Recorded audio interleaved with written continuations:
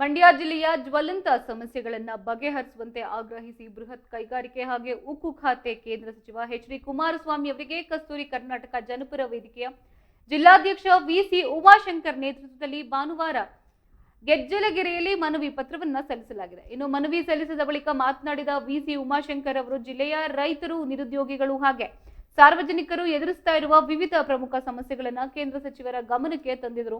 ಇನ್ನು ಮುಂಗಾರು ಮಳೆ ವೈಪರೀತ್ಯದಿಂದಾಗಿ ಜಿಲ್ಲೆಯ ಪ್ರಮುಖ ಜಲಾಶಯಗಳು ಹಾಗೆ ಕೆರೆಕಟ್ಟೆಗಳು ಬರಿದಾಗ್ತಾ ಇದೆ. ಇನ್ನು ನೀರಿಲ್ಲದೆ ಕಬ್ಬು, ಹಿಪ್ಪನೇರಳೆ, ರಾಗಿ, ತೆಂಗು ಹಾಗೆ ಬಾಳೆಗಳು ಸೇರಿದಂತೆ ಇತರ ಫಸಲುಗಳು ಕಣ್ಮುಂದೆಯೇ ಒಣಗ್ತಾ ಇದೆ. ನೀರಿನ ಅಭಾವದಿಂದ ಮುಂಗಾರು ಬಿತ್ತನೆ ಕಾರ್ಯಕ್ಕೂ ಕೂಡ ಭಾರಿ ಹಿನ್ನಡೆಯಾಗಿದ್ರೆ ಆದ್ರಿಂದ ತಾವು ತಕ್ಷಣವೇ ಸರ್ಕಾರ ಮತ್ತೆ ಜಿಲ್ಲಾಡಳಿತದೊಂದಿಗೆ ಚರ್ಚಿಸಿ ಜಿಲ್ಲೆಯನ್ನ ಬರಪೀಡಿತ ಎಂದು ಘೋಷಿಸಿ ರೈತರಿಗೆ ಸೂಕ್ತ ಪರಿಹಾರ ವಿತರಿಸೋಕೆ ಕ್ರಮವನ್ನ ಕೈಗೊಳ್ಳಬೇಕು ಎಂದು ಆಗ್ರಹಿಸಿದ್ದಾರೆ.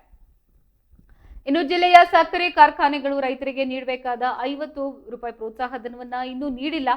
ಕಬ್ಬು ಅರೆಯಲು ಕಾರ್ಖಾನೆಗಳನ್ನ ಪ್ರಾರಂಭಿಸಿದೆ ಕಾರಣ ಬೆಳೆಗಳು ಒಣಗ್ತಾ ಇದೆ. ಇಂತಹ ಪರಿಸ್ಥಿತಿಯಲ್ಲಿ ಜಿಲ್ಲಾಧಿಕಾರಿಗಳು, ಆಯುಕ್ತರು ಆದೇಶವಿಲ್ಲದೆ ಕಾರ್ಖಾನೆಗಳನ್ನ ಪ್ರಾರಂಭಿಸಬೇಡಿ ಎಂದು ಮಾಲೀಕರಿಗೆ ಪತ್ರವನ್ನ ಬರೆದಿರೋದು ಖಂಡನೀಯ. ಇನ್ನು ತಾವುಗಳು ಕೂಡಲೇ ಅಧಿಕಾರಿಗಳು ಹಾಗೆ ಕಾರ್ಖಾನೆ ಮಾಲೀಕರಿಗೆ ತುರ್ತು ಸಭೆಯನ್ನ ನಡೆಸಿ ಕಬ್ಬು ಅರವಿಕೆಯಲ್ಲಿ ಆರಂಭಿಸೋಕೆ ಆದೇಶಿಸಬೇಕು ಎಂದು ಒತ್ತಾಯಿಸಿದ್ದಾರೆ. ಇನ್ನು ಮದ್ದೂರು ತಾಲೂಕಿನ ಅತಿ ದೊಡ್ಡ ಗ್ರಾಮವಾದ ವಳಗೆರೆಹಳ್ಳಿಯಲ್ಲಿ ಯಾವುದೇ ಸಾರ್ವಜನಿಕ ಕಾರ್ಯಕ್ರಮ ನಡೆಸೋಕೆ ಸುಸಜ್ಜಿತ ಸಮುದಾಯ ಭವನವಿಲ್ಲ. ಹಾಗಾಗಿ ಸಚಿವರ ವಿಶೇಷ ಅನುದಾನದಡಿ ಸಮುದಾಯ ಭವನ ನಿರ್ಮಿಸಿಕೊಡಬೇಕೆಂದು ಮನವಿಯಲ್ಲಿ ಕೋರಲಾಗಿದೆ.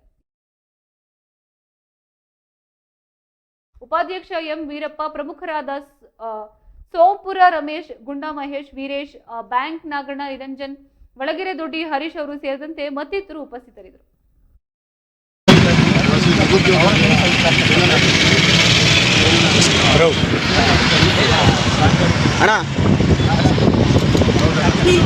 ಮುಂದೆ ಬನ್ನಿ, ಇಲ್ಲಿ ಪಕ್ಕಕ್ಕೆ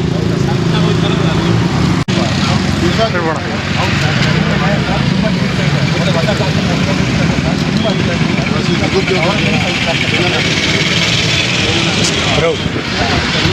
ಅಣ್ಣ